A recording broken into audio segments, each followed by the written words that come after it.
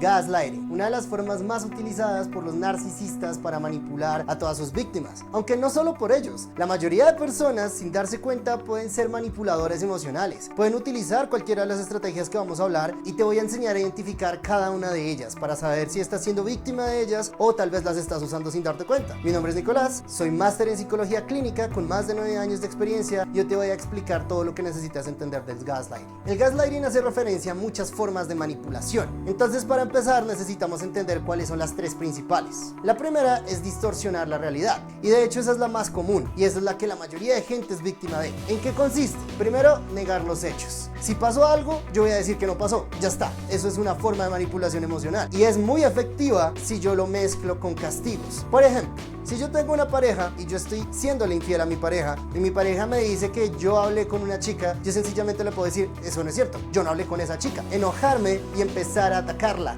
empezar a decirle, ay, usted ya es una celosa, es una loca, no sé qué. De esa manera desincentivo que la persona quiera seguir preguntándome y así la persona no puede confirmar los hechos que inicialmente sabemos que son ciertos, pero se mantienen ocultos bajo esa manipulación. Segundo, tergiversar el pasado. Si yo, por ejemplo, robé dinero a un familiar mío hace 10 años y nunca se lo pagué, simplemente entre más pase el tiempo, más lo tergiverso. Cambio la suma, no fue tanto como tú dijiste. Cambio el modo, digo que fue diferente a como realmente sucedió. Y de esa manera voy bajando la intensidad del error que cometí, haciendo que se vea como algo menos grave, hasta que directamente puedo escalarlo a negarlo o a confirmar algo que no es verdad. Por ejemplo, puedo decir, es cierto, yo robé, pero yo ya pagué esa plata, pero yo la devolví, pero no fue tanta cantidad como tú dijiste. Tergiversar el pasado es una estrategia muy clásica, sobre todo en relaciones de larga duración. Si yo estoy con una persona maltratadora psicológicamente, es probable que yo esté acostumbrado a que cada vez que yo le menciono un hecho del pasado me diga que no, eso no fue así, eso no es como tú dijiste, eso pasó de otra manera. O la última estrategia, plantearlo como algo imaginario, como algo que no es cierto, nunca sucedió, tú te lo inventaste. Eso es más frecuente en las terapias de pareja que yo he tenido la oportunidad de dar de lo que me gustaría admitir. Realmente es algo muy común. Ahora, eso nos lleva a la manipulación emocional. Esa es otra estrategia también muy clásica. No me gustaría generalizar, pero esto es más tendiente en mujeres que en hombres. Los hombres son más de violencia física o violencia directa, insultos, agresiones, gritos, mientras que la manipulación emocional es una estrategia más de las mujeres, donde no hay una agresión directa y por lo tanto es menos la posibilidad de una retaliación. Es una forma de agredir de manera segura, de manera que yo no voy a estar tan expuesto a que me ataquen por haberlos agredido. Entonces, primero, minimizar las emociones. Es muy sencillo. Básicamente, si yo hice algo que lastimó a mi pareja, a una persona que conozco, un familiar, lo que sea, simplemente la persona me va a decir, ay, me hiciste sentir mal, me hiciste daño, y yo voy a decir, ay, no es para tanto, eso que estás diciendo es exagerado. Sí, está bien, cometí un error, pero estás exagerándolo. Y eso pasa muchísimo en las relaciones donde hay un maltrato psicológico recurrente, como lo hablamos en el video de los narcisistas.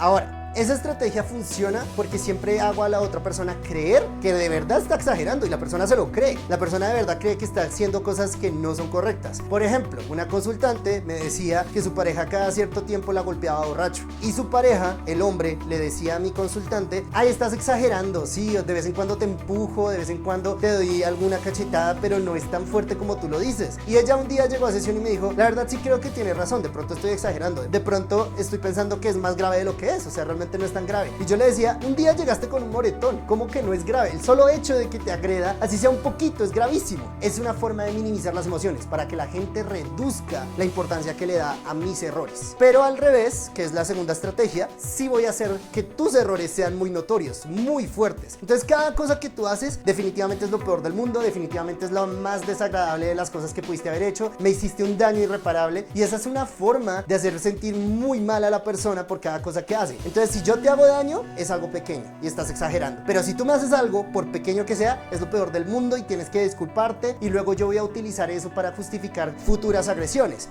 Un día no me contestaste el celular cuando yo te llamé. Entonces eso es lo peor del mundo. Me estabas haciendo infiel, estabas con otra o estabas con otro, estabas buscando hacerme daño y de esa manera yo puedo utilizarlo luego como una forma de justificarme a mí mismo, ya con el tema de invertir la culpa. Ya hablaremos de eso. Ahora, por último, mezclar verdades con mentiras. Entonces yo admito parcialmente lo que sucedió y luego lo mezclo mezclo, lo tergiverso con algo que no es verdad. Entonces, por ejemplo, yo puedo admitir si yo estaba hablando con otras mujeres, pero yo no hablé con esa mujer en específico. Es muy frecuente. De verdad que los infieles nunca van a admitir su culpa. Por eso también hice un video para saber cómo identificarlos. Lo van a ver en las tarjetas de aquí. ¿Por qué funciona mezclar verdades con mentiras? Porque hace más creíble la mentira, obviamente. Si yo te digo algo que sí es verdad, pero luego te digo algo que no es verdad unido, tú vas a creer como, bueno, tal vez tiene razón. Y sobre todo, si yo estoy utilizando todas estas estrategias, negando lo que pasó, tergiversando los hechos del pasado, plantear lo que tú me dices como algo imaginario o minimizándolo y exagerando tus errores para hacerte sentir mal, para poder hacer creíbles mis mentiras mezclándolas con verdades, pues definitivamente tú vas a vivir engañado y ni siquiera te vas a dar cuenta de eso. Por último, invertir la culpa. La culpa es algo muy común en las relaciones de maltrato psicológico. Yo te voy a hacer sentir culpable por todo. Sumado al tema de exagerar los errores, también está el tema de culparte a ti por mis agresiones. Entonces de pronto yo te fui infiel, yo te golpeo, yo te robé, yo hice algo que te hizo daño, pero fue tu culpa porque tú hiciste algo conmigo antes. Por ejemplo, muy típico que yo he escuchado muchas veces en redes sociales, las mujeres que dicen, yo le fui infiel porque me descuidó. Esa es una forma de culpabilizar a la víctima. Si no te está prestando atención tu pareja, eso no te legitima para poder ser infiel. Eso simplemente significa que eres irresponsable, efectivamente. Eres una persona totalmente egoísta que solo le interesa satisfacerse a sí misma. Si no te presta atención tu pareja, pues termínale. Serle infiel no es una opción, no es algo que estés justificado para hacer. Y además, esto también aplica para hombres que golpean a sus parejas. Es que ella se portó mal, es que ella dijo algo que no debía. No hay justificación para las agresiones. Uno nunca puede culpar a la víctima de las cosas que sufrió. O incluso peor, como temas de pedofilia, como también lo hemos hablado en un video anterior, que muchos pedófilos dicen, no, resulta que es que el problema es que ese niño me sedujo, esa niña me sedujo, culpan a la víctima. Es asqueroso y es horrible ese tipo de estrategia. Ahora,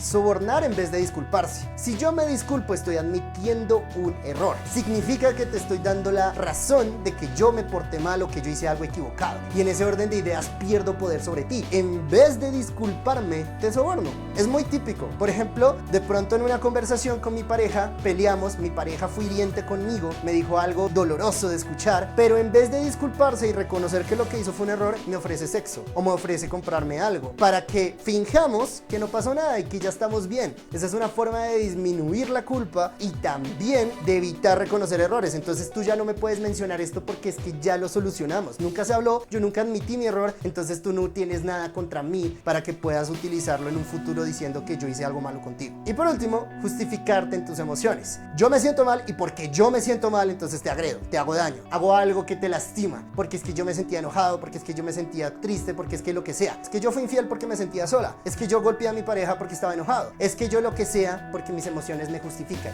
No, las emociones no justifican. Tenemos la capacidad de pensar, tenemos la capacidad de elegir comportarnos diferente a como nos estamos sintiendo. Lo que tú sientes no justifica lo que tú haces y nunca lo va a hacer. Si tú crees que estás siendo víctima de alguna de estas situaciones, ok, quizás estás siendo tú el victimario porque estás haciéndole daño a las personas a tu alrededor. Recuerda que tienes mi contacto en la descripción y al final del video para poder trabajar esto en terapia. Puedes preguntar sin compromiso. Nos vemos en el siguiente video.